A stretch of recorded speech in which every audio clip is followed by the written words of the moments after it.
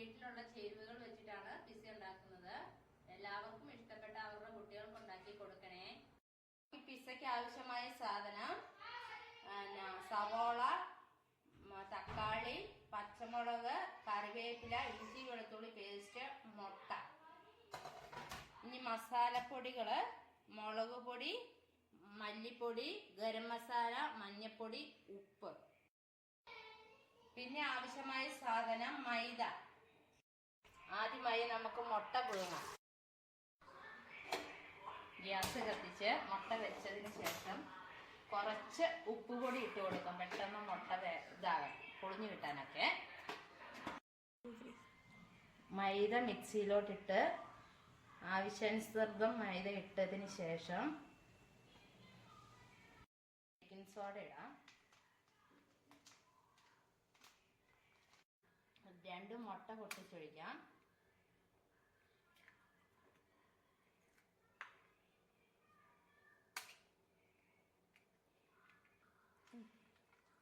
ലേശം പാലൊഴിക്കാം. ലേശമല്ല, വെള്ളം ഒഴിക്കാൻ പാടില്ല. അതിന് പാലാണ് മാവിന് ഒഴിക്കുന്നത്. മാവ് ഒരു കുറുങ്ങി വരുന്ന രീതിയിലുള്ള പരുവാകണം.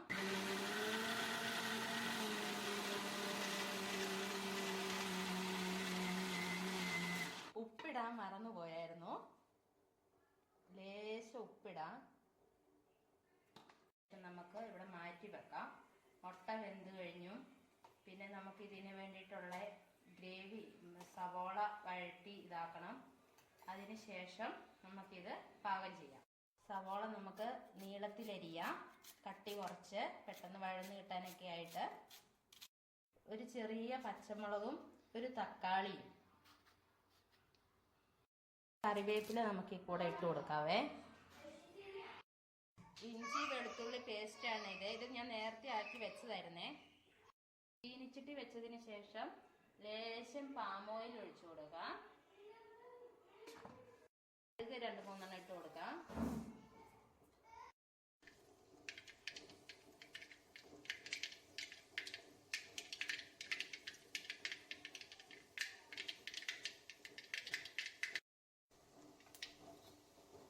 അതിനുശേഷം നമുക്ക് അരിഞ്ഞ് വെച്ചേക്കുന്ന ഈ സാധനങ്ങൾ ഇട്ട് വഴറ്റിയെടുക്കാം. ഈ കൂടെ ലേശം ഉപ്പും കൂടി ഇട്ട് കൊടുക്കാം, നമുക്ക് പെട്ടെന്ന് വഴന്ന് കിട്ടാൻ വേണ്ടിയിട്ട്.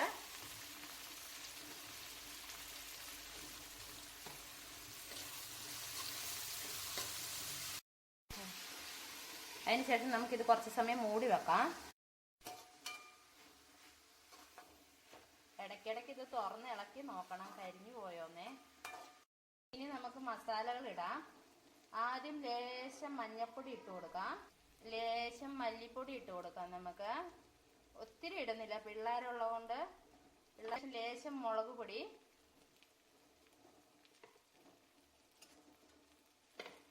ലേശം ഗരം മസാല,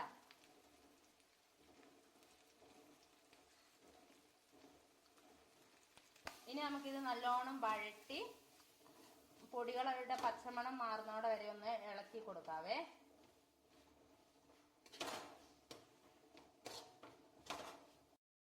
മുട്ട നമുക്ക് ഊറ്റി തണുക്കാൻ വെക്കാം. മുട്ട തണുത്തിട്ടുണ്ട്.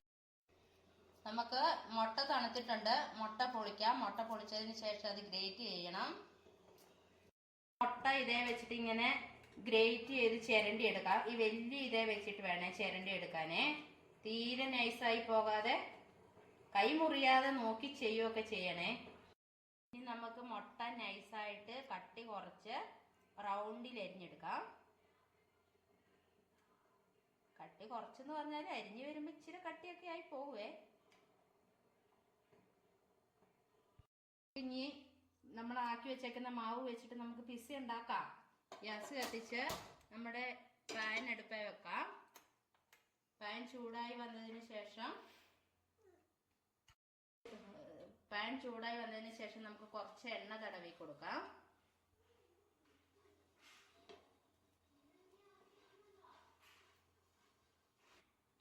അതിനുശേഷം നമുക്ക് തീ കുറച്ചതിന് ശേഷം നമുക്ക് നമ്മുടെ മാവില്ലേ അത് ഒഴിച്ചു കൊടുക്കാം.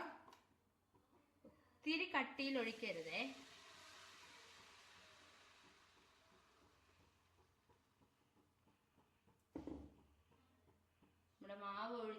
ശേഷം നമ്മൾ മസാല തയ്യാറാക്കി വെച്ചില്ലേ, ആ മസാല നമുക്ക് ഇതിന്റെ പൊക്കത്തുകൂടെ കുറേശ്ശെ കുറേശ്ശെ തൂവി കൊടുക്കാം.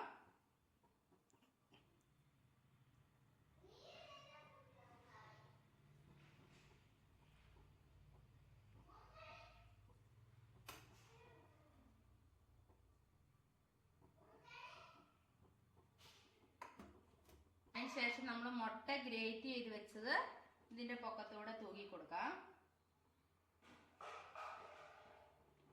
ചീസ് ഉണ്ടെങ്കിൽ ഇടുന്നത് നല്ലതാണ്. ഇപ്പൊ നമ്മുടെ അടുത്ത് ചീസ് ഇല്ലാത്തത് കൊണ്ട് നമ്മൾ ഇങ്ങനെയാണ് ഉണ്ടാക്കുന്നത്. നമ്മുടെ സാധാരണക്കാരുടെ പിസ്സ.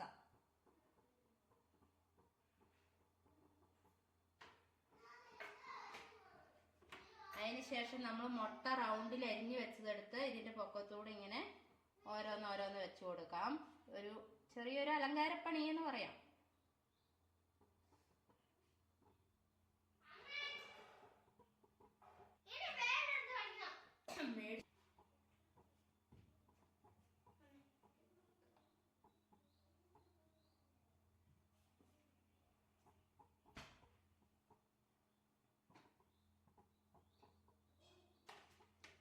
അതിനുശേഷം നമ്മുടെ മസാല കുറച്ചും കൂടി ഇതിന്റെ പൊക്കത്തൂടെ ഇട്ട് കൊടുക്കാം.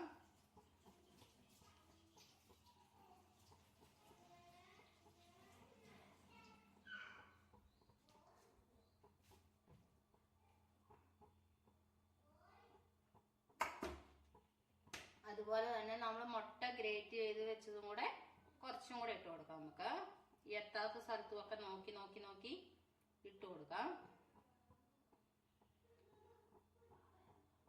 മൂടയൊക്കെ കണ്ട് ഇനി നമുക്കൊരു 20 മിനിറ്റ് നമുക്ക് തീ കുറച്ച് മൂടി വെച്ച് വേവിക്കാം.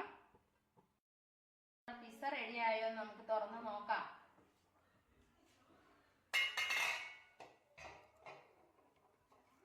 അടിപൊളിയായിട്ട് സെറ്റ് ആയിട്ടുണ്ടല്ലോ.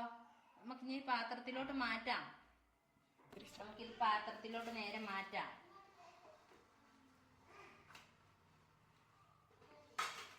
ഇനി നമുക്കിത് കട്ട് ചെയ്ത് നമ്മുടെ കുട്ടിപ്പട്ടാളങ്ങൾക്ക് കൊടുക്കാം. അവരുടെ അഭിപ്രായം അറിയാലോ. നമുക്ക് ആദ്യം ചെറിയൊരു ഡെക്കറേഷൻ ചെയ്യാം. നമുക്ക് നമ്മുടെ കുഞ്ഞിമണിക്ക് കൊടുക്കാം.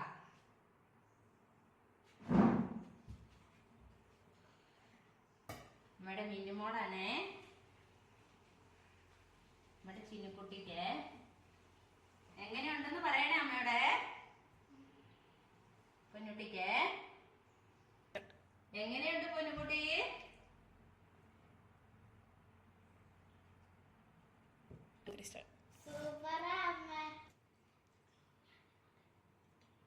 എങ്ങനെയുണ്ട് ബാവാച്ചി?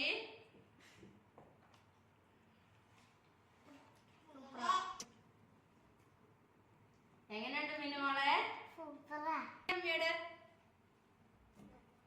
എങ്ങനെയുണ്ട്? നല്ലതാണാ? ഇനി നമുക്ക് ഇതൊന്ന് കഴിച്ചു നോക്കാം, ടേസ്റ്റ് ചെയ്ത് നോക്കാം. പിള്ളേരുടെ അഭിപ്രായമല്ലേ അറിഞ്ഞുള്ളൂ.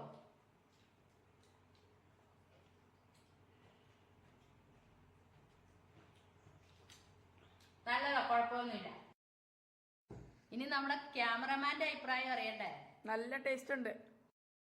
വീഡിയോ കണ്ട് ഇഷ്ടപ്പെട്ടാൽ വീഡിയോ